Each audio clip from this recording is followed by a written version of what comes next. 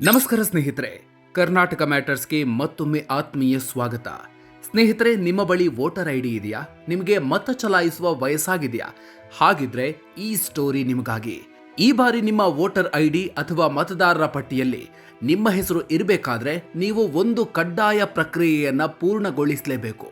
ಹೌದು, ಕರ್ನಾಟಕದಾದ್ಯಂತ ಇದೀಗ ವಿಶೇಷ ಸಮಗ್ರ ಪರಿಷ್ಕರಣೆ ಅಂದ್ರೆ SIR ಪ್ರಕ್ರಿಯೆ ಶುರುವಾಗಿದೆ.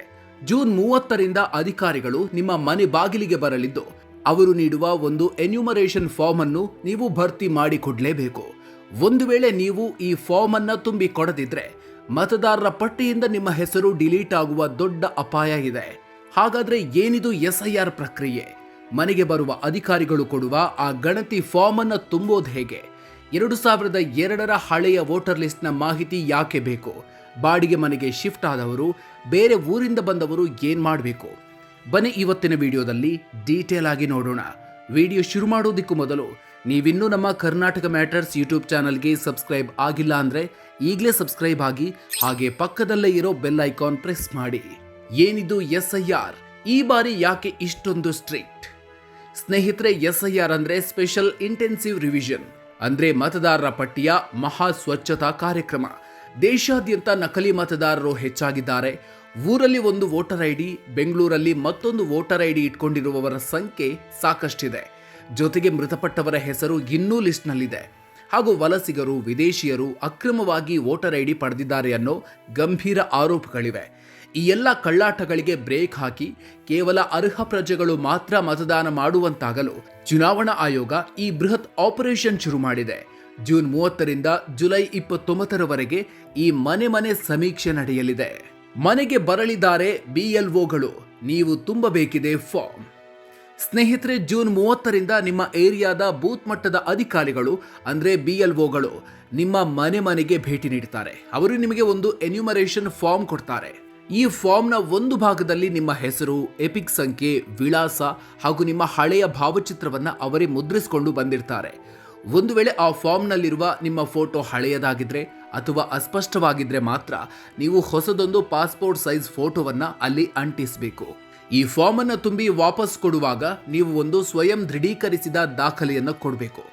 ಇದಕ್ಕೆ ನೀವು ಪಾಸ್ಪೋರ್ಟ್, ಜನನ ಪ್ರಮಾಣ ಪತ್ರ, 1987ಕ್ಕೂ ಮುನ್ನ ಪಡೆದ ಸರ್ಕಾರಿ ದಾಖಲೆಗಳು, ಶಾಶ್ವತ ನಿವಾಸ ಪ್ರಮಾಣ ಪತ್ರ ಅಥವಾ ಕುಟುಂಬ ನೋಂದಣಿ ಪತ್ರವನ್ನ ನೀಡಬಹುದು. ನೆನಪಿರ್ಲಿ, ಆಧಾರ್ ಕಾರ್ಡ್ ಅನ್ನ ಕೇವಲ ಗುರುತಿನ ಚೀಟಿಯಾಗಿ ಮಾತ್ರ ಬಳಸಬಹುದು. ಪೌರತ್ವ ಸಾಬೀತುಪಡಿಸಲು ಆಧಾರ್ ಕಾರ್ಡ್ ನಡೆಯೋದಿಲ್ಲ. 2002ರ ವೋಟರ್ ಲಿಸ್ಟ್ ಕನೆಕ್ಷನ್ ಏನು? ಫಾರ್ಮ್ ತುಂಬೋದು ಹೇಗೆ? ಈ ಫಾರ್ಮ್ನಲ್ಲಿ ನೀವು ತುಂಬಬೇಕಾದ ಅತಿ ಮುಖ್ಯವಾದ ಭಾಗ ಅಂದ್ರೆ ಹಿಂದಿನ SIR ವಿವರಗಳು. ಅಂದ್ರೆ 2002, 2004ರ ಸಮಯದಲ್ಲಿ ನಡೆದಿದ್ದ ಕೊನೆಯ SIR ಮತದಾರರ ಪಟ್ಟಿಯ ವಿವರಗಳನ್ನ ನೀವಿಲ್ಲಿ ಕೊಡಬೇಕು. ಒಂದು ವೇಳೆ 2002ರ ವೋಟರ್ ಲಿಸ್ಟ್ನಲ್ಲಿ ನಿಮ್ಮ ಹೆಸರಿದ್ರೆ ನಿಮ್ಮದೇ ಎಪಿಕ್ ನಂಬರ್ ಹಾಗೂ ವಿಳಾಸವನ್ನು ಬರಿಬೇಕು. ಆದ್ರೆ 2002ರಲ್ಲಿ ನಿಮಗೆ ಇನ್ನೂ 18 ವರ್ಷ ಆಗಿರಲಿಲ್ಲ ಅಥವಾ ನೀವು ಡಿಸೆಂಬರ್ 2, 2004ರ ನಂತರ ಜನಿಸಿದ್ರೆ ಆಗ ನಿಮ್ಮ ತಂದೆ ತಾಯಿ, ಅಜ್ಜ ಅಜ್ಜಿ ಅಥವಾ ಪತಿಯ 2002ರ ವೋಟರ್ ಲಿಸ್ಟ್ನ ವಿವರಗಳನ್ನ ನೀವು ಭರ್ತಿ ಮಾಡಬೇಕು. ಈ ಮೂಲಕ ನೀವು ಅಕ್ರಮ ವಲಸಿಗರಲ್ಲ, ನಿಮ್ಮ ಪೋಷಕರು ಭಾರತೀಯ ಪ್ರಜೆಗಳು ಅನ್ನೋದನ್ನ ಆಯೋಗ ಕ್ರಾಸ್ ಚೆಕ್ ಮಾಡಲಿದೆ. ಎಲ್ಲಿರುತ್ತೆ ಈ 2002ರ ವೋಟರ್ ಲಿಸ್ಟ್ ಡೀಟೇಲ್ಸ್? ಟೆನ್ಷನ್ ಬೇಡ, ನಿಮ್ಮ BLO ಅವರ ಬಳಿಯೇ ಈ ಹಳೆಯ ಲಿಸ್ಟ್ ಇರುತ್ತೆ. ಇಲ್ಲವೇ ನೀವು ಕೇಂದ್ರ ಚುನಾವಣಾ ಆಯೋಗದ ವೆಬ್ಸೈಟ್ voters.eci.gov.in ಅಥವಾ ECINET ಮೊಬೈಲ್ ಆಪ್ ಮೂಲಕ ಈ ಮಾಹಿತಿಯನ್ನ ಸುಲಭವಾಗಿ ಪಡಿಬಹುದು. ಇದೆಲ್ಲ ಆದ್ಮೇಲೆ ನಿಮ್ಮ ಜನ್ಮ ದಿನಾಂಕವನ್ನ ಕಡ್ಡಾಯವಾಗಿ ನಮೂದಿಸಬೇಕು. ಗಮನಿಸಿ, ಆಧಾರ್ ಕಾರ್ಡ್ ಮತ್ತು ಮೊಬೈಲ್ ನಂಬರ್ ಕಡ್ಡಾಯ ಇಲ್ಲ, ಆದ್ರೆ ಕೊಟ್ರೆ ಒಳ್ಳೆಯದು. ಕೊನೆಯಲ್ಲಿ ನಿಮ್ಮ ಸಹಿ ಮಾಡಿ ಅಧಿಕಾರಿಗಳಿಗೆ ವಾಪಸ್ ಕೊಡಬೇಕು. ಅಧಿಕಾರಿಗಳು ಅದನ್ನ ಪರಿಶೀಲಿಸಿ ಒಂದು ಪ್ರತಿಯನ್ನ ನಿಮಗೆ ವಾಪಸ್ ಕೊಡ್ತಾರೆ. ಅದನ್ನ ನೀವು ಸೇಫ್ ಆಗಿ ಇಟ್ಕೊಳ್ಬೇಕು. ವಿಶೇಷ ಅಂದ್ರೆ ಈ ಫಾರ್ಮ್ ಜೊತೆಗೆ ನೀವು ಯಾವುದೇ ಡಾಕ್ಯುಮೆಂಟ್ಸ್, ಜೆರಾಕ್ಸ್ ಕಾಪಿಗಳನ್ನು ಕೊಡೋ ಅಗತ್ಯ ಇಲ್ಲ.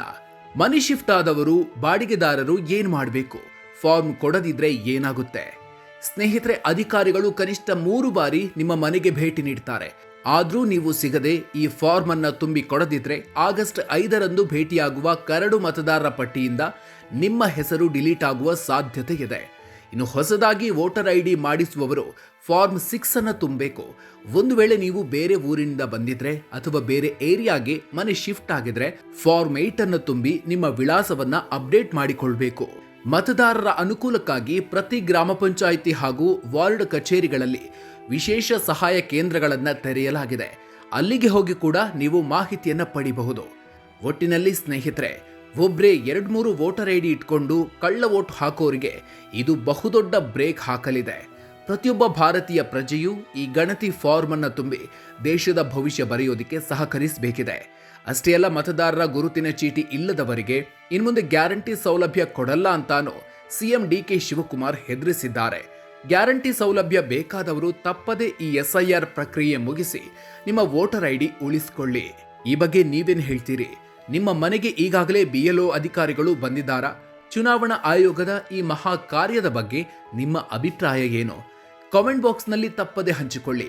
ಈ ಇನ್ಫಾರ್ಮೇಟಿವ್ ವಿಡಿಯೋ ನಿಮಗೆ ಇಷ್ಟ ಆಗಿದ್ರೆ ಈಗಲೇ ಲೈಕ್ ಮಾಡಿ ಹಾಗೂ ಪ್ರತಿಯೊಬ್ಬರಿಗೂ ವಾಟ್ಸಾಪ್ನಲ್ಲಿ ಶೇರ್ ಮಾಡಿ ಜಾಗೃತಿ ಮೂಡಿಸಿ. ಇಂಥ ಮತ್ತಷ್ಟು ಮಹತ್ವದ ಅಪ್ಡೇಟ್ಸ್ಗಳಿಗಾಗಿ ಮರೆಯದೆ ನಮ್ಮ ಕರ್ನಾಟಕ ಮ್ಯಾಟರ್ಸ್ ಯೂಟ್ಯೂಬ್ ಚಾನಲ್ಗೆ ಸಬ್ಸ್ಕ್ರೈಬ್ ಆಗಿ. ಮುಂದಿನ ವಿಡಿಯೋದಲ್ಲಿ ಮತ್ತೊಂದು ಇಂಟ್ರೆಸ್ಟಿಂಗ್ ವಿಚಾರದ ಜೊತೆಗೆ ಮತ್ತೆ ಸಿಗೋಣ. ಅಲ್ಲಿವರೆಗೂ ನಮಸ್ಕಾರ.